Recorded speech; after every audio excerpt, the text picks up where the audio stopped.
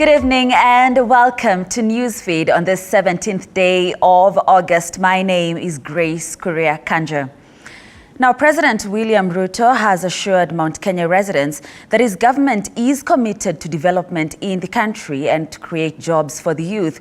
Now, according to the head of state, so far his government has created positive change by addressing the challenges of the shortage of teachers in the country. At the same time, he has hit out at opposition chief Raila Odinga for using the youth to cause chaos in the country through protests.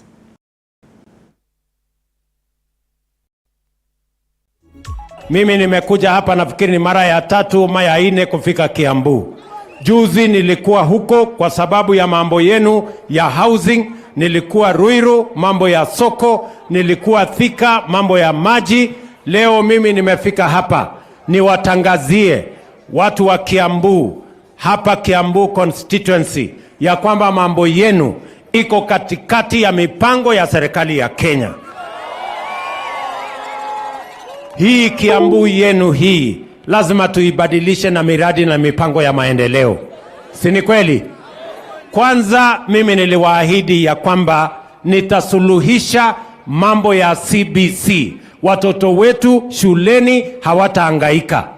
Mimi nataka niwatangazie mambo ya CBC tumemaliza, na kwa miezi 8 tumeajiri walimu wapya 56,000 ndio watoto wa kila mtu apate nafasi ya kusoma shuleni.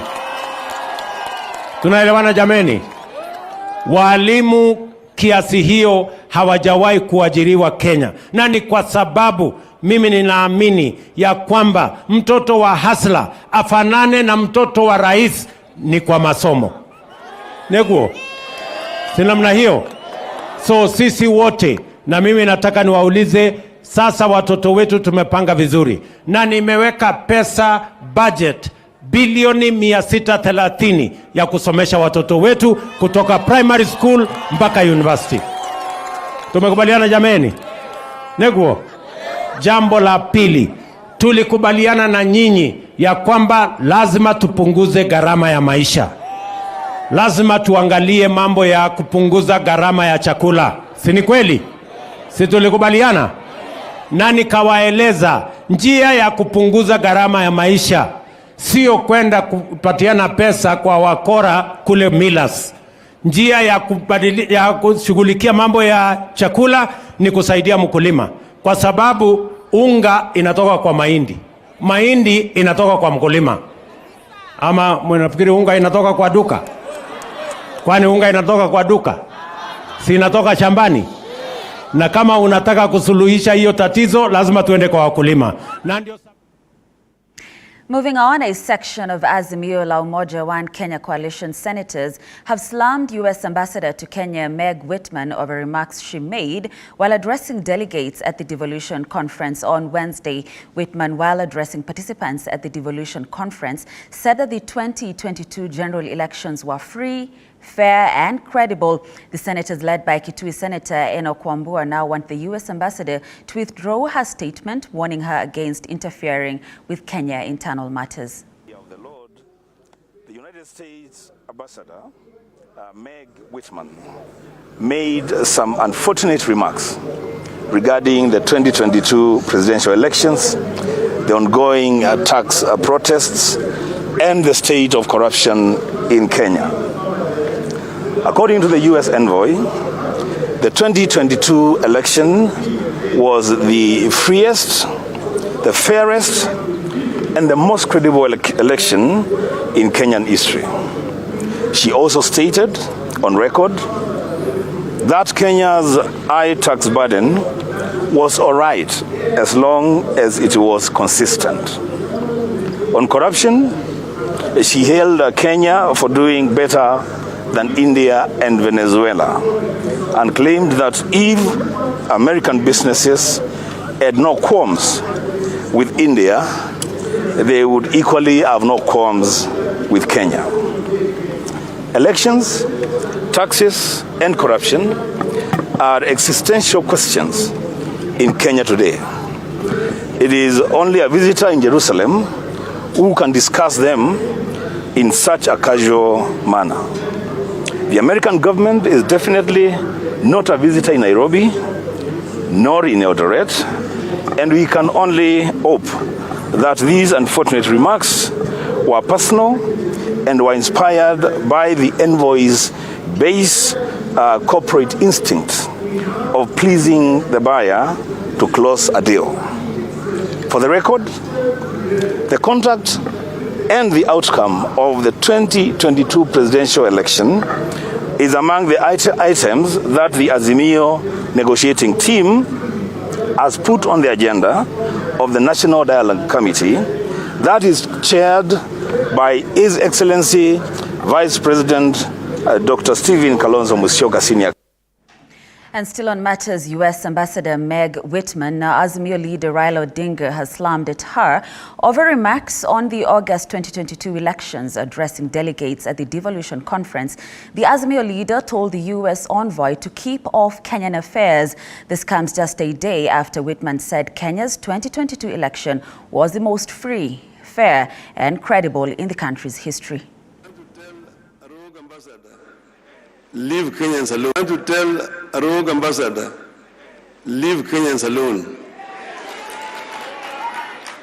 If Mandamano can lead to a dialogue between Ichungwa and Kalonzo, everything is good with Mandamano. Tell the rogue ambassador, Kenya is not United States. Kenya is not a colony of the United States. Keep your mouth shut when you're here. Otherwise, we will call for your recall back to your country. I thank you, ladies and gentlemen. In Uasin Gishu, Senator Jackson Mandago has today been released on a 2 million shillings bond and a cash bail of 500,000.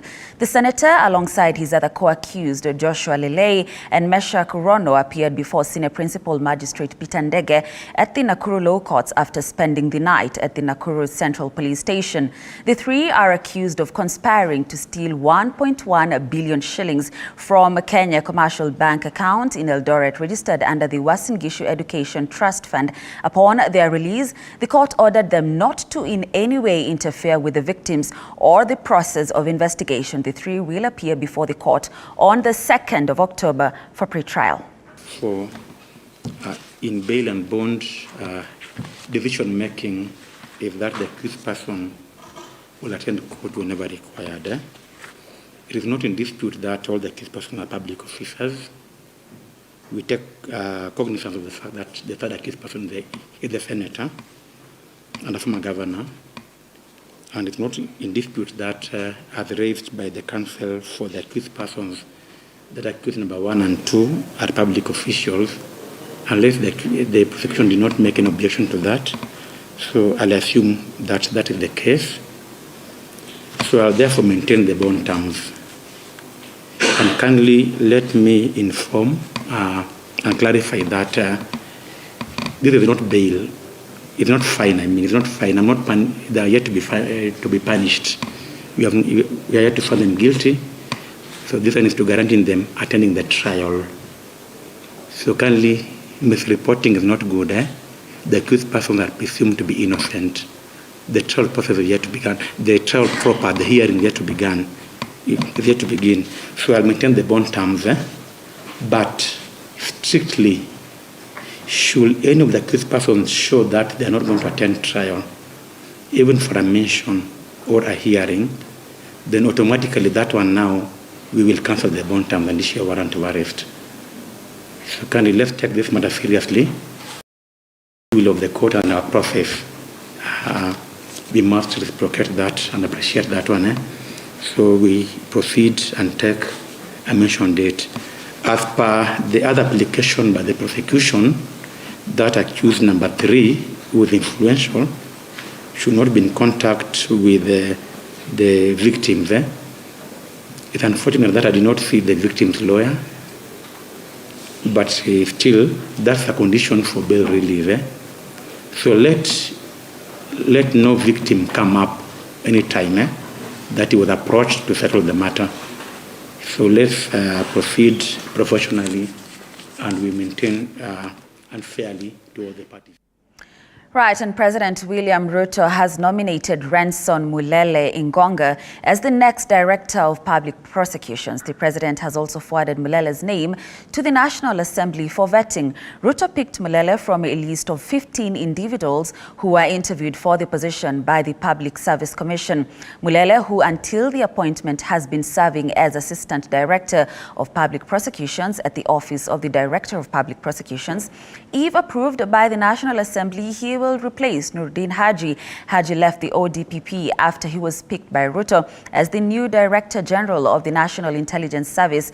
The persons who had been shortlisted are former IEBC Commissioner Thomas Letangule, Francis Andai, lawyer Dunstan Omari, Taib Ali, Jacinta Nyamosi, Victor Mule, and Tabitha Oya.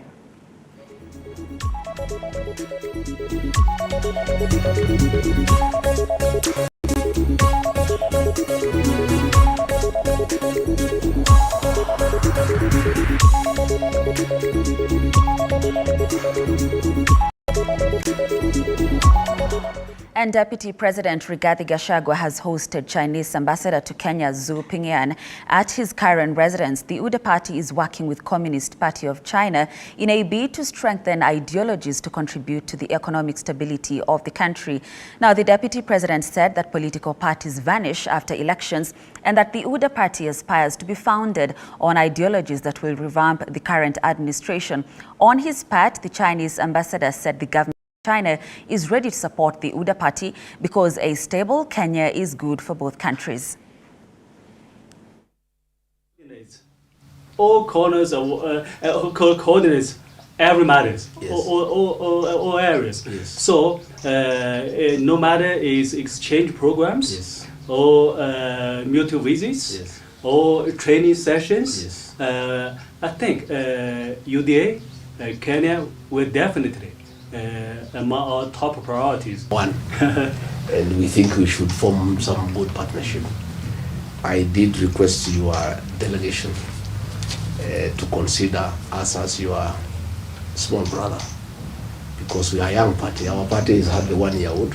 This party was formed a few months before the general election in 2022. It is undoubtedly the party of the future. It's a party that is popular across the whole country. It's a very democratic party. We allow internal democracy to thrive within the party. We let everybody do what you want, to say what you want, but we want to develop that party like the CPC, a party for a century. And we are asking for your hand as our brothers to hold our hand. And to some thrilling news that happened last night. Now, Cape Media Limited was feted at the ongoing devolution conference in Eldoret, Uasin Gishu County for the excellent coverage of stories touching on devolution. Let me take that again. The excellent coverage of stories touching on devolution. Now, TV47 bagged first runners-up position in the Devolution Warrior Awards. Nation Media Group emerged the winner, with Royal Media Services bagging the second runners-up position. This is another major milestone for Cape Media Limited, months after it bagged a prestigious award as the fastest growing station in the Kuza Awards. And the first runners-up for the entire award is Cape Media.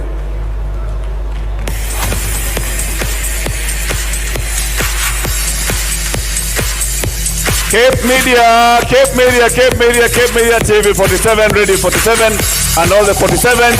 Karibu sana, Cape Media. First runners up. Hey, there are many, and they are dressed for the occasion. And it's all the bosses. Congratulations, Cape Media. First runners up in this category.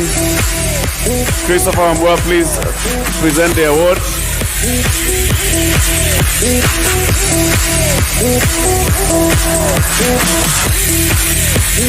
Chris, come and present.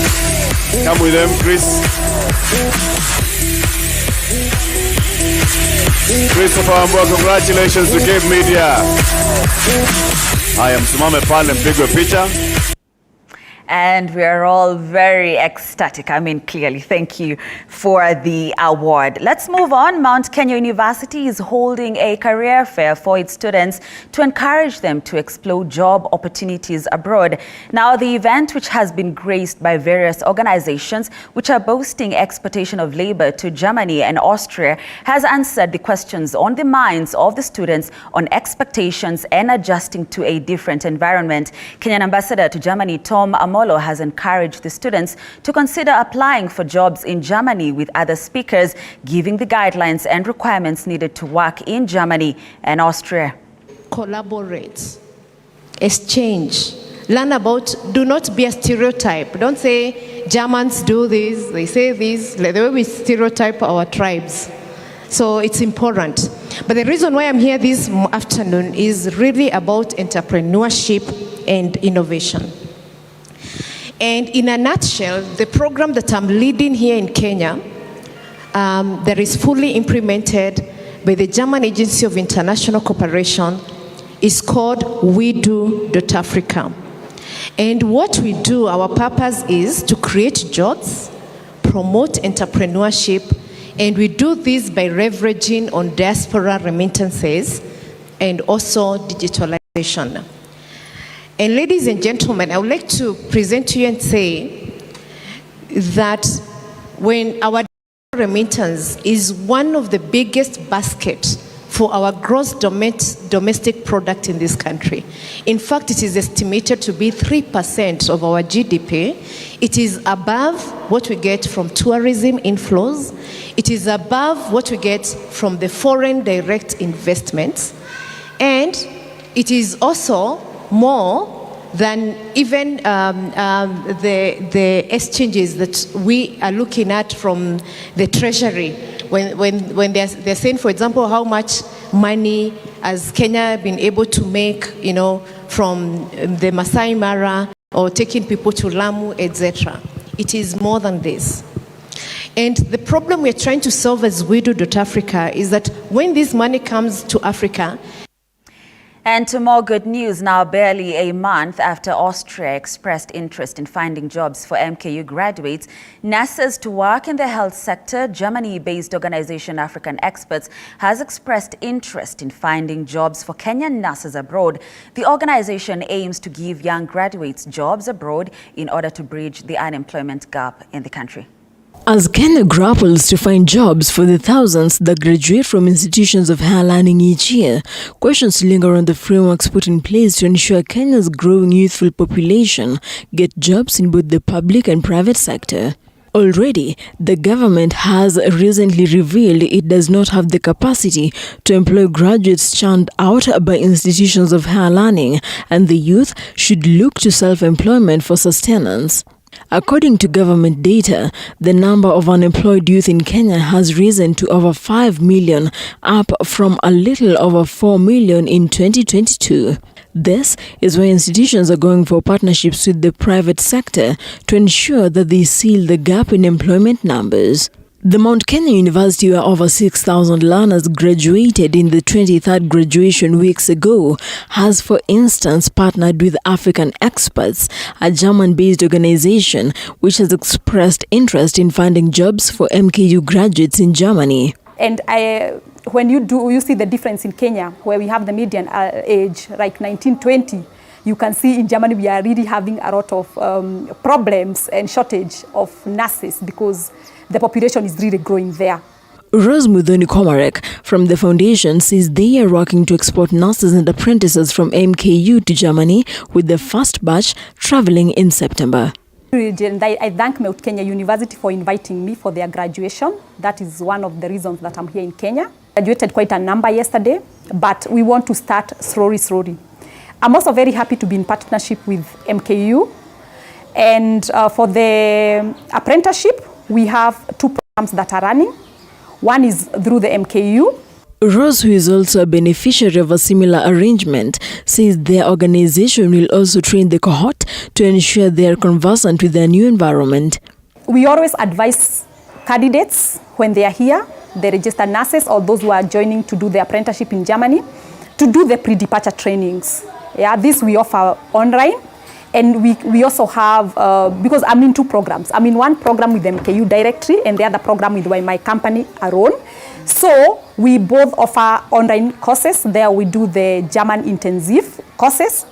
And we also have the integration sessions that we have.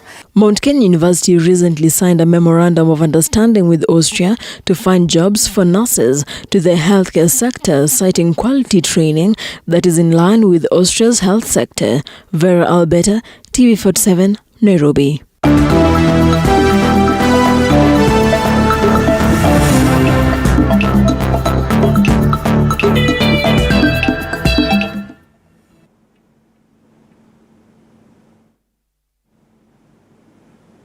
Right, time to get sporty now, and Wazito FC chairman Moses Adagala has urged football stakeholders to focus more on sports development other than politics. Speaking during the club's training, Adagala said many football stakeholders have shifted focus to matters football governing body, a role that should be played by the football governing body, that is FKF, and they have demeaned the sport. Na sisi kama vilabu tunasema shukran kwa president. Wale watu wanataka kujaribu kuinterfere na mpira ya Kenya, tunawaomba kwa sasa, tunataka inchi vijana wapate vile wanaweza kusaidika. Lakini kama wewe unakuja unataka kusimama katika kiti wa urais na hata hakuna kitu umefanya kwa mpira ya Kenya, so nakuuliza, before usimame kwanza umefanya nini? NextBet ameleta Azam TV, so mimi naomba tu waziri wa michezo Bwana Ababu na Mwamba